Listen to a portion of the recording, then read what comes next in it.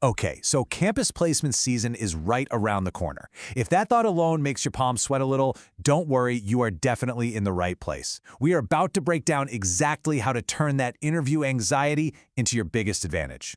Let's dive in. Look, it's that time of year, right? It's this crazy mix of excitement and, let's be real, a ton of pressure. You've spent years working your tail off, and now it feels like it all comes down to these next few weeks, landing that first big job. But here's the thing. We can move past all that what-if thinking because we're going to give you a step-by-step guide.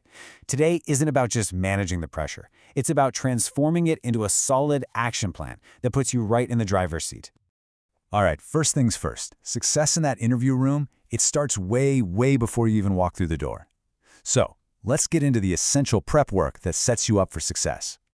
So, tip number 1, you've got to know the company inside and out. And I'm not talking about a quick 5-minute glance at their homepage. Anyone can do that.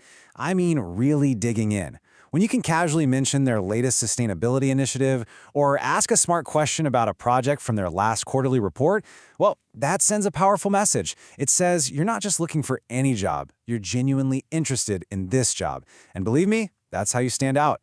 Tip number 2, think of your resume as your personal highlight reel, not just a list of things you did. You need to be ready to bring every single line to life. So don't just say, oh, I managed a social media account. No, say, I grew engagement by 15% in 3 months by rolling out a brand new content strategy. See the difference? Numbers and specific impact, that's always going to be more powerful. Okay, so the prep work is done. You're feeling good. Now, let's talk about the art of telling your story. How do you actually frame your experience when you're in the hot seat? Ah, yes, the classic. Tell me about a time you faced a challenge. This question trips so many people up. It's really designed to see how you think on your feet, how you solve problems. And if you don't have a game plan for it, it's super easy to start rambling. But don't worry, there's a secret weapon for this. It's called the STAR method. Think of it like a safety net for your brain when you're under pressure.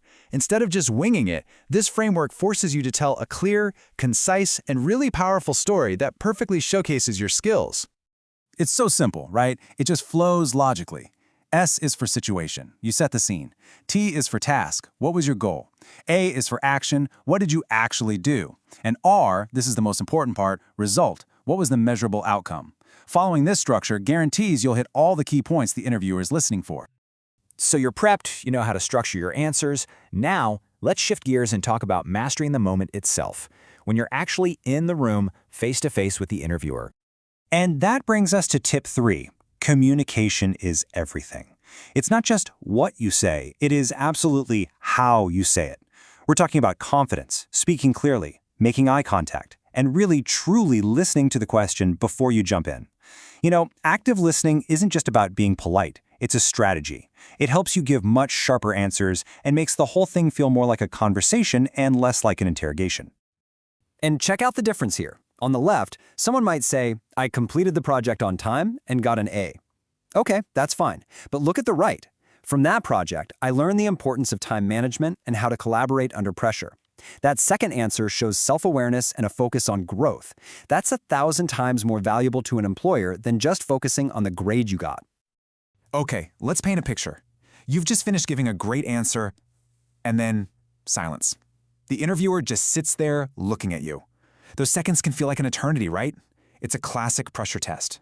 So, what do? Here's the secret. Absolutely nothing.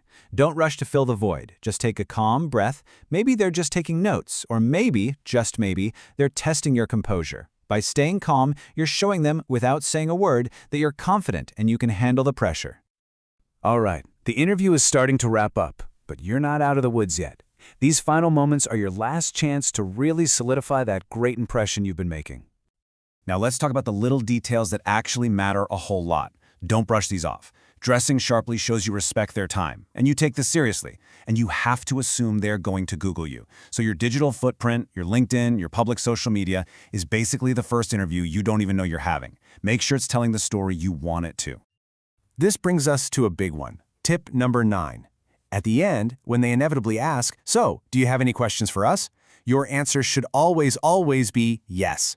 This isn't just a formality, folks. This is your chance to show you're genuinely engaged and to turn this whole thing into a two-way conversation.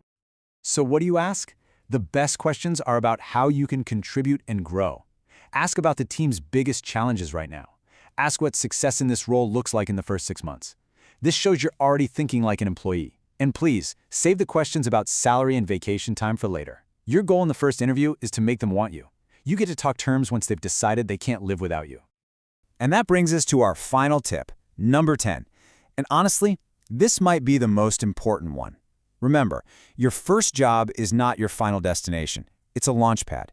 No company expects you to come in knowing everything. What they do expect, what they value more than anything, is a genuine hunger to learn. So show them you're curious, you're coachable, and you're ready to grow. That's the person they're going to hire.